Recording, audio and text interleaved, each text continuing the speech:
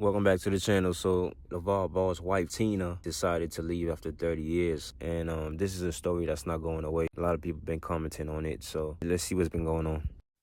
LaVar Ball and his wife Tina survived raising 3 sons who became basketball stars, a life-changing stroke, a leg amputation, and nearly 30 years of marriage. But now, LaVar Ball says his wife Tina has decided to end their relationship, leaving many people wondering if love can really survive life's toughest seasons, or if sometimes growing apart is simply part of the journey.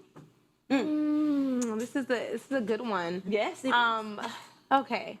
So, ideally, I want to say that because I am a hopeless romantic, and I believe in love and the foundation of love, and for me, it always goes back to the Bible's definition of love, and so I am in the pursuit of that, constantly in different relationships in my life, platonic, romantic, and I wish that they lasted forever. And I think that maybe in some instances we want to think that that was the way it was supposed to be by design.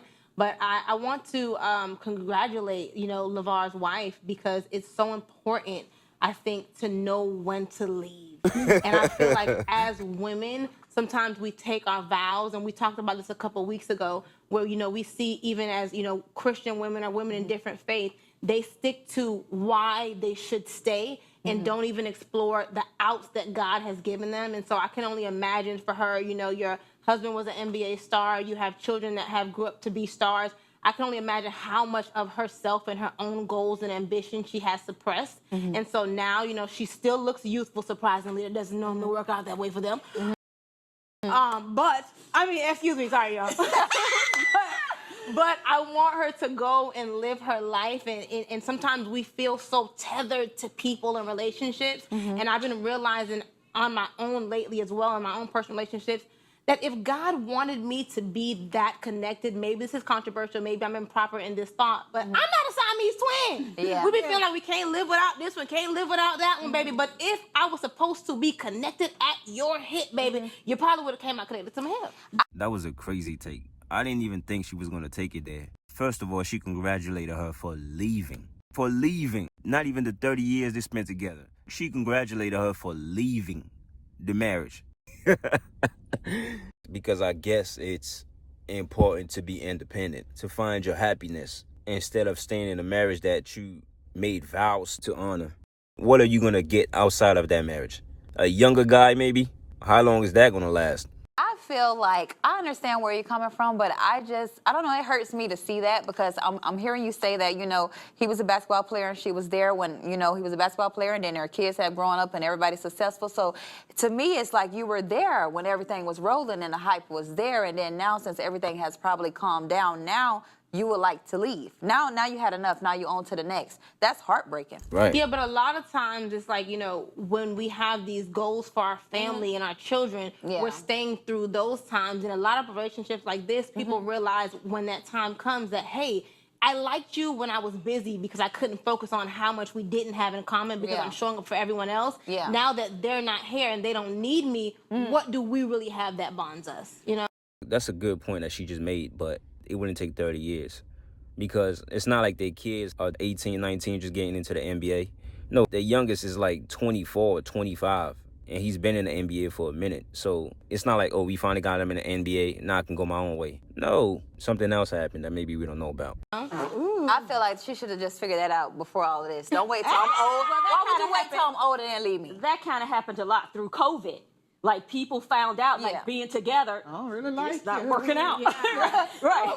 That's because people don't really know each other. But I actually read the article very quickly, perused through, and I did see the way he talked about her. I can tell that he really loved her. And I think I want to just focus on that part. A lot of times we think we're in these relationships and we love people, and then we have to leave it in a mess. We have to leave in chaos. But sometimes leaving doesn't require a mess or chaos. Sometimes leaving means choosing yourself. yourself. And the way he spoke about her, you can tell he really experienced love. Yeah. Because when somebody is speaking about somebody in this kind of instance where she's left and he can still gracefully talk about her, that says more to me. And I just tell people, like, love, as much as we like to talk about it, it's not a common thing. I don't care what you say. And when you find it and you're blessed to find it in this lifetime, you hold on to that. And he even said it, I'm grateful that we shared and we had a good run. Yeah. And I was like, I love that. I hate that she left when he got his leg amputated because he stayed when she had the stroke. So he did went over that story, but I'm not going to sit here and act like,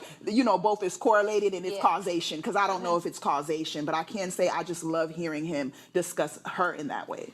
I like where she took it. I don't know if she's engaged, but it looks like she is. Oh, it could be just a fashion ring. I don't know. And I do see that she got the ring on her other finger as well, so I don't know. I like the way she thinks.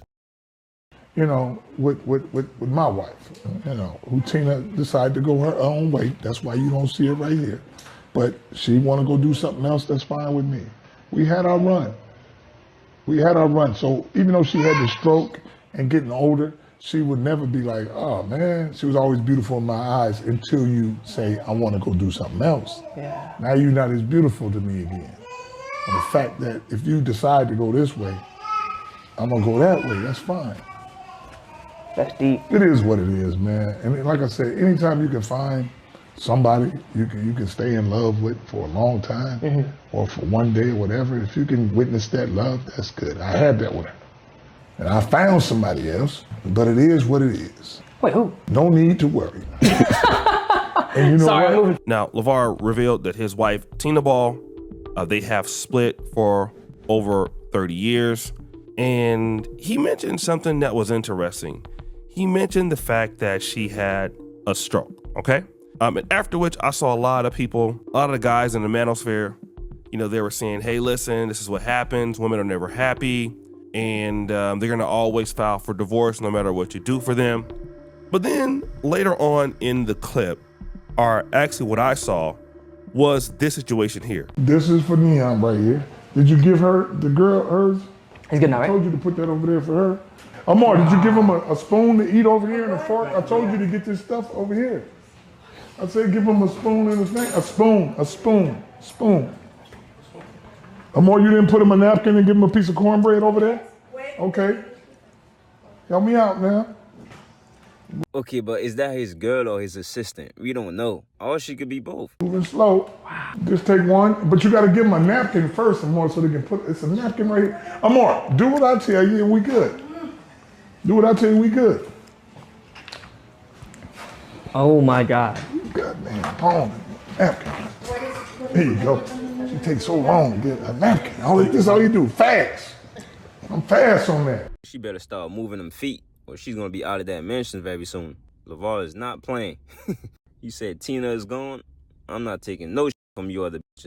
Now, he did say he moved on, and you see, he's like bossing some woman in the background. I don't know if she's a Hispanic or not, but she got a little BBL out there, and he's telling her to, hey, listen, do what I say, get this for this guy, a fork and a spoon, you're not doing it right and all of this. Now, this caused women to say this. And I saw another clip of him talking to his new girl, telling her to bring him a paper towel and she needed to hurry up and do it. And she needed to do what says. And that she was moving too slow. If he talked to his wife like that for the past 30 years, I would have lifted his ass too. Especially after him losing a leg. I see a lot of people in the comments talking about, oh, after all that he did for that family, she up for that. You know what I'm saying? You never know what the woman was going through. See, that's the type of mother you gotta stay away from, bro. What is she talking about? Like what is she talking about? You see one clip of him getting frustrated and you like, oh, I would have left him too. That could be his assistant. We don't know. So she's jumping to conclusion. She don't even know what the relationship is. And then she says, oh, after his leg got amputated, but he stayed with you when you had a stroke. Like, come on, man. What are we talking about? Anyway, I'm gonna leave it here. If you enjoyed the video, make sure you like, subscribe, hype the video, share your comments below. And I'll see you next time. Peace.